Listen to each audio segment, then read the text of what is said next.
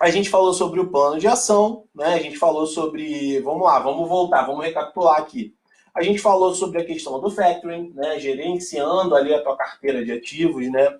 A gente falou sobre valores e contato com devedores. Quais são os valores que realmente impactam na tua empresa, né? Como esses devedores eles têm se comportado, né? Prorrogação é a melhor saída. Será que prorrogar é a melhor saída? O que eu posso fazer nesse momento para me garantir em relação aos recebimentos? Vamos lá. Plano de ação, acabei de falar do plano de ação, super importante você ter prazos, ter uma régua de cobrança, uma linha do tempo ali onde você vai seguir até você enviar aquilo de repente para o teu jurídico, né, para o teu advogado, ou se você já tem um jurídico na tua empresa, um advogado na tua empresa. E aí vamos lá, e a próxima é confissão de dívida, instrumento particular de confissão de dívida. Inclusive, quem for lá no meu canal do YouTube, eu também tenho um vídeo que deve ter uns 30 minutos falando sobre todos os detalhes da confissão de dívida, gente. É muito importante que vocês vejam depois. A confissão de dívida, gente, ela é uma garantia pro credor, tá? Uma confissão de dívida bem feita, bem elaborada, ela é uma garantia. Por que ela é uma garantia? Muitos credores, muitas empresas, elas não têm um controle muito legal de uma venda de um produto ou uma venda de um serviço, principalmente empresas que faturam. Eu estou falando aqui de faturamento, tá? Empresas que pulverizam, né? Às vezes no Brasil inteiro. E o que acontece com essa empresa? Ela não tem o comprovante de recebimento da mercadoria. Olha só. Ela só tem, às vezes, a nota fiscal, ela não tem nenhum pedido por e-mail do cliente, porque foi feito pelo telefone, quem fez foi o representante comercial. Então a empresa está totalmente perdida nesse sentido. Ela tem ali, em muitos casos, ela só tem a nota fiscal. E aí, nesse momento, é um momento que você consegue pegar na curva e acertar algumas coisas para depois, no futuro, você conseguir, de repente, receber. Como que você vai fazer isso? Com a confissão de dívida. Porque a confissão de dívida, como o próprio nome já diz, é uma confissão. Então, assim, é uma garantia para ambas as partes. Então, assim, principalmente para as empresas que faturam e não têm a documentação toda completa, por que não ter? Por que eu estou falando que isso é importante, gente? É que nem todos aqui são advogados, mas eu vou explicar. Quando você fatura, emite boleto, né, que é uma duplicata virtual, alguns chamam de duplicata eletrônica, para você entrar com uma ação que é a melhor ação de cobrança que existe, tá? Anota aí que essa é a melhor ação de cobrança que existe, que é a execução de título executivo extrajudicial. Por que ela é melhor? Alguém sabe por que ela é melhor? O Carlos aqui está bem participativo hoje, talvez ele saiba, advogado também. Por que ela é melhor? Ela é melhor porque ela começa do meio do caminho. Não tem uma fase de conhecimento. Isso poupa muito tempo. Você ganha tempo com uma ação de execução. Se você for entrar com uma ação de cobrança pelo rito ordinário ou por uma ação monitória, por exemplo, que vai demorar muito mais, que dá muito mais vantagens, né? Falando aqui em termos não muito técnicos, tá, gente? Os advogados aqui até me perdoem, mas eu estou tentando falar aqui de uma forma para que todos que estejam vendo entendam. Então, a execução de título extrajudicial já é algo que começa do meio do caminho. É muito mais rápido. Se você cita o devedor, então, é mais rápido ainda. Se você consegue intimar o devedor, então, é mais rápido ainda. E aí, só que para entrar com essa ação de execução de título executivo extrajudicial, e eu também tenho uma ação, um vídeo lá, olha como é que eu tenho vídeo pra caramba no YouTube. Também tem um vídeo falando como funciona essa ação. Tem que ter um jogo de documentos para as empresas que faturam. Tem que ter o comprovante de receita, porque tem uma lei de duplicata. Como é que o negócio é complicado? Tem uma lei de duplicatas que rege essa questão. A lei de duplicatas fala o seguinte: olha, meu amigo, você tem que ter o comprovante de entrega da mercadoria, a nota fiscal, o comprovante de protesto, você formalizar a ação de execução de título extrajudicial. Então, às vezes, o credor ele tem só a nota fiscal, o comprovante de entrega, mas não protestou. Então, assim, são questões que acabam ali deixando o credor, fazendo com que o credor entre com uma ação que é uma ação que não é melhor, que é monitória, ou uma ação de cobrança no rito ordinário, que, pô, meu Deus, vai demorar séculos para talvez ele conseguir citar o devedor, e o devedor ainda vai poder alegar N coisas que numa ação de execução ele não poderia alegar. Então, olha só que interessante isso. E aí, quando você vai fazer, olha quantas coisas podem ser resolvidas com a cobrança agora. Porque agora você pode chegar para o devedor simplesmente e falar, olha, tudo bem, eu quero negociar, você quer negociar comigo? Não quer mais pagar? Não tem como pagar agora, não quer mais pagar não. Não tem como pagar agora. Vamos fazer uma confissão de dívida. E nessa confissão de dívida, eu prorrogo os vencimentos para o dia tal, eu reparcelo essa dívida para o dia tal. Só que lá na confissão de dívida vão ter cláusulas, né, te dando algumas garantias. Que se ele não pagar, a dívida vence. Né, que incidem ali a multa X, porque se você só tem a nota fiscal, meu amigo, minha amiga, você está muito ferrado, desculpa. Mas se você vender um produto, se você não tem nem comprovante de entrega, você está muito. A situação complica demais para o teu lado. Então, a confissão de dívida, ela vai te dar o quê? Base. Para que se depois você quiser cobrar o devedor, você tem um documento ali, válido, assinado por ele, e que você vai poder ingressar com uma ação de execução. Inclusive, né, na própria confissão, tem que ter uma cláusula que diga que ela é um título extrajudicial, é importante que tenha, tá? E uma série de outras cláusulas. E aí, nessa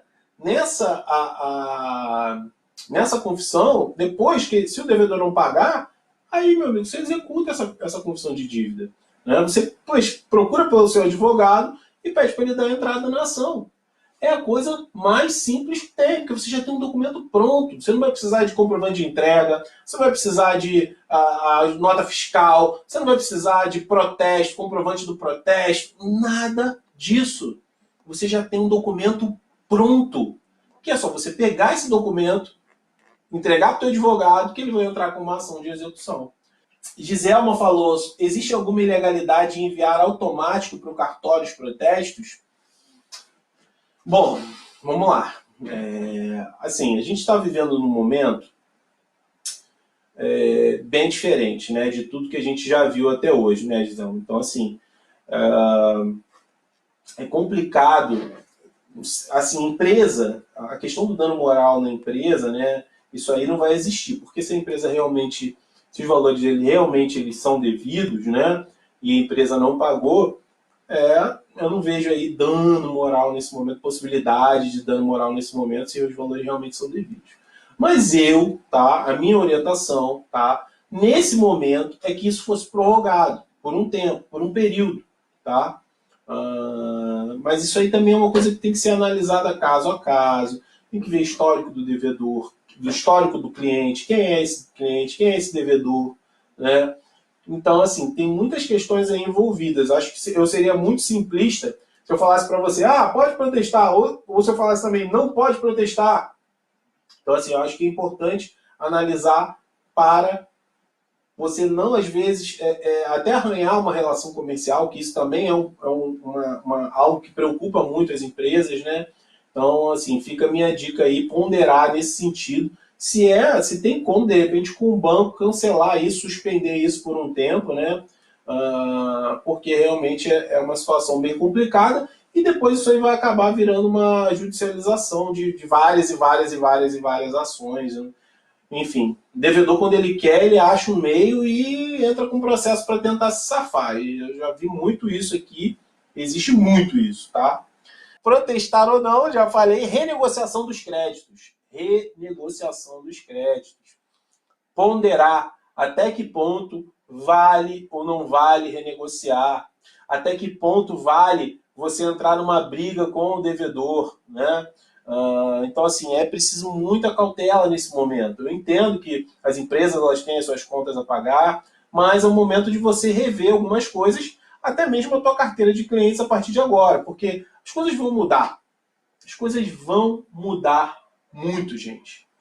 O mundo como a gente conhece hoje não vai ser mais o mesmo. Então, até as relações de compra e venda de serviços e de produtos, elas vão mudar. Tudo vai sofrer impacto. Na forma como as coisas são entregues, serviços são entregues. Você vê que hoje a gente tem a telemedicina, que era algo que andava a passos muito vagarosos, né? Você vê lá no escritório mesmo, a gente fazia algumas consultas por videoconferência, uma média de 70% presenciais e 30% via videoconferência, e hoje a gente está 100% através de videoconferência.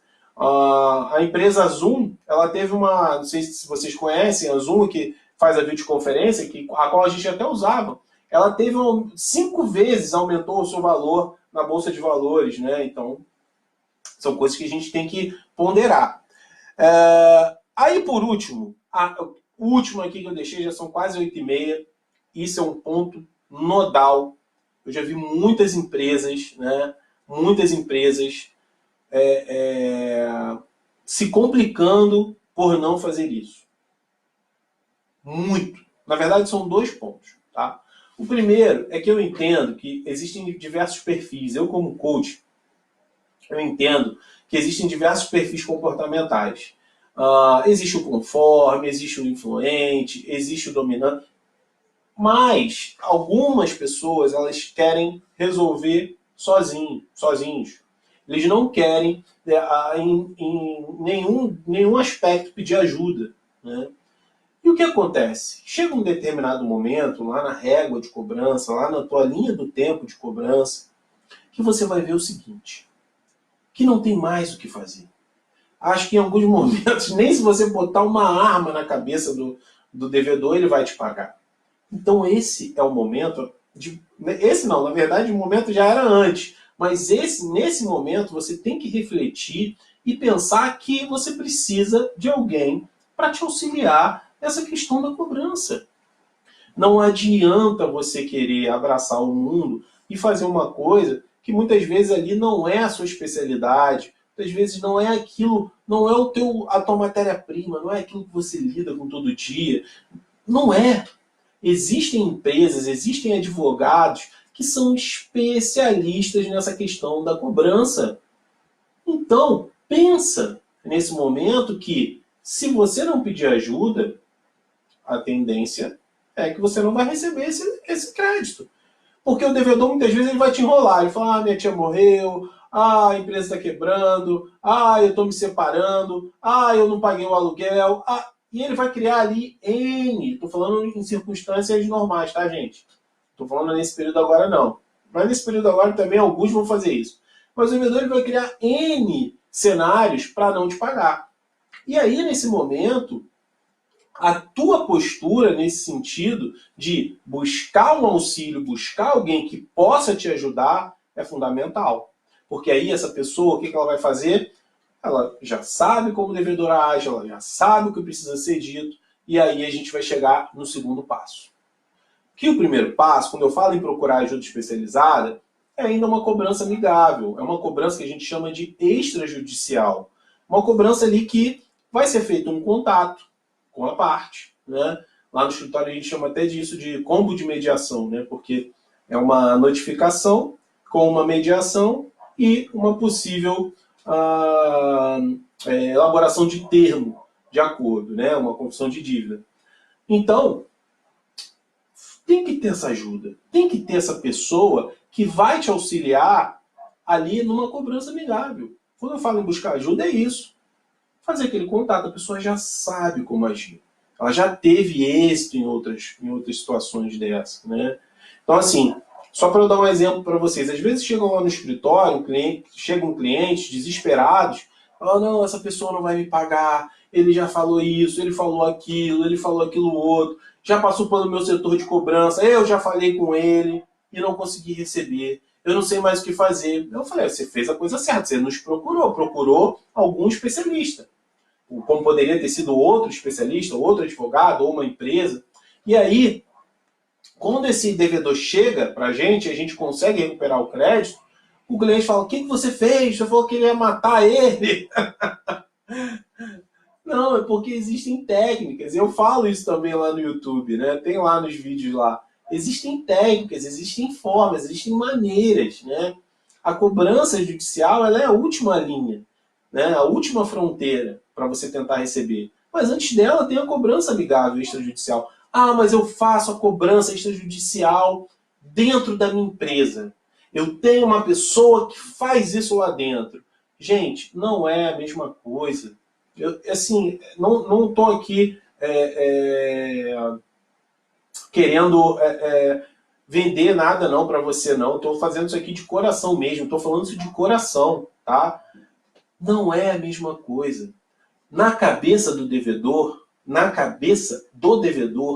ainda está com a empresa. Na cabeça do devedor, não mudou nada, porque ainda está na empresa. Ainda que tenha uma pessoa lá que seja especializada e XYZ, não mudou. Agora, quando o devedor ele escuta que está com o jurídico, que está com o advogado, que está com a empresa YB, as coisas já mudam de figura. Completamente de figura, porque o devedor ele percebeu que houve um movimento, olha isso, houve um movimento que, se ele não se movimentar também, ele vai acabar sendo prejudicado de alguma forma. Principalmente se a empresa dele, né, ainda estiver em atividade.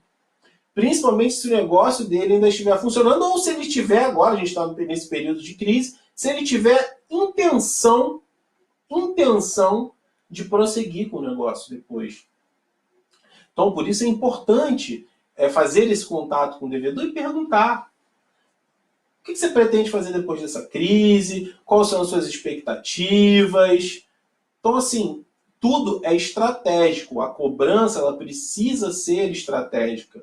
E quando eu falo em cobrança, gente, muitas pessoas acham que a cobrança é com grosseria, que a cobrança ela é com ignorância, né? Obviamente que existem momentos em que você precisa falar, se impor e falar um pouco mais grosso. Mas 90% do tempo, a cobrança é negociação. Anotem isso aí que eu estou falando, 90% do tempo a cobrança é negociação. E chega aos 10% que você realmente tem que enfiar o pé na porta. Que é onde eu vou chegar agora, que a gente está indo para o último ponto dessa live, né? Que é se a questão da ação judicial para cobrar, se ela vale a pena. Eu devo entrar com uma ação judicial de cobrança agora, depois da crise, a justiça está funcionando. Como que eu faço isso? Marcelo, quem ganhou causa contra a empresa e a mesma declarou a falência? Poxa vida, eu não queria ser o portador dessa má notícia, Lelê, mas você não...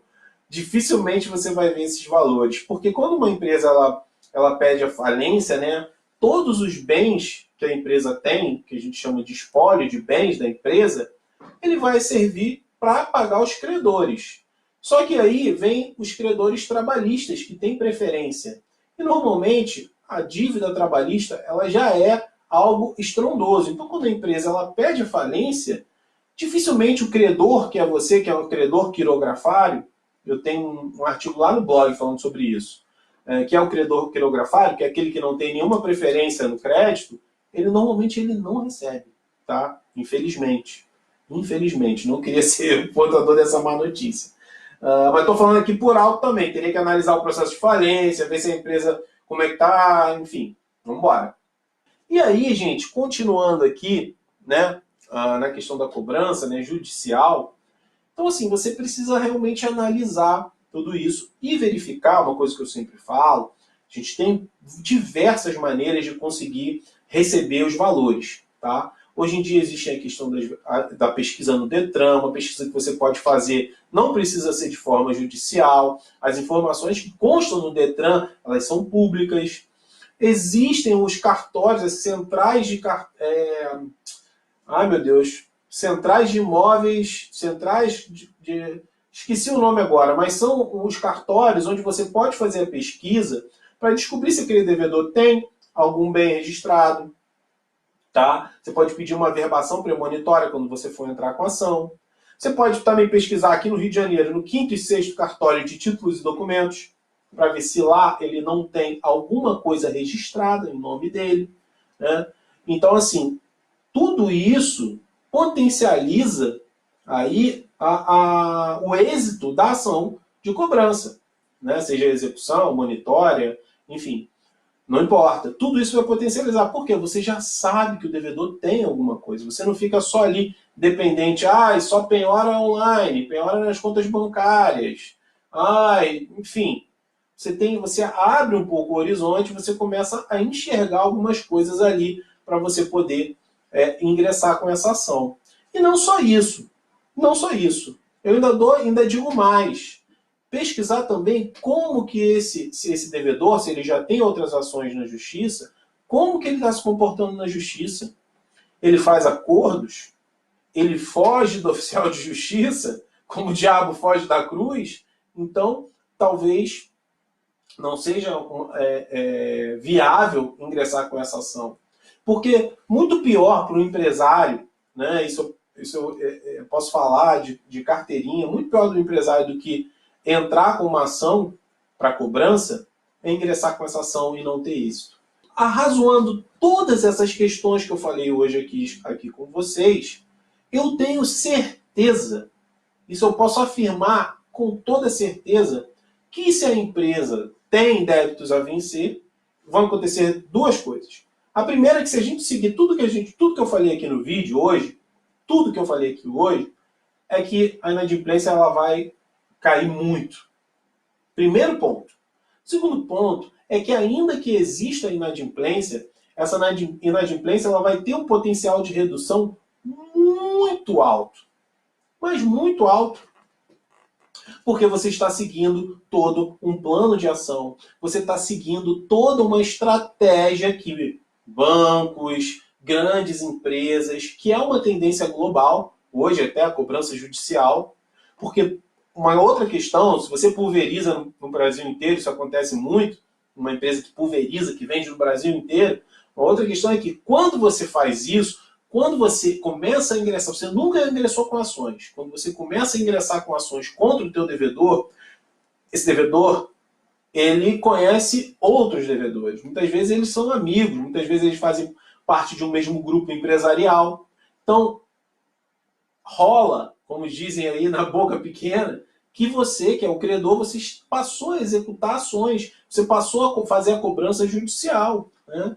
E o importante é, obviamente, como a gente já falou aqui, que essa cobrança ela seja estruturada, que seja feita uma pesquisa na vida financeira, na vida jurídica do devedor. Queria agradecer muitíssimo a cada um de vocês hoje aqui. Poxa, foi muito legal. Poxa, a gente bateu aqui vários pontos aqui relacionados à cobrança nesse período. Eu não vi ninguém falando sobre isso, né? Eu acho que isso não pode ser um tabu agora. A gente tem que saber agir durante esse período de crise, né? A gente tem que ter aí estratégias, a gente tem que ter meios de se conseguir fazer a cobrança, porque não adianta, quanto mais você postergar isso agora, pior vai ser. Então, não adianta você querer empurrar, como a gente diz por aí, né, para debaixo do sofá, empurrar a sujeira para debaixo do tapete, porque depois estoura lá na frente. E é primordial que você tenha um auxílio profissional para te ajudar com essa questão da cobrança, tá?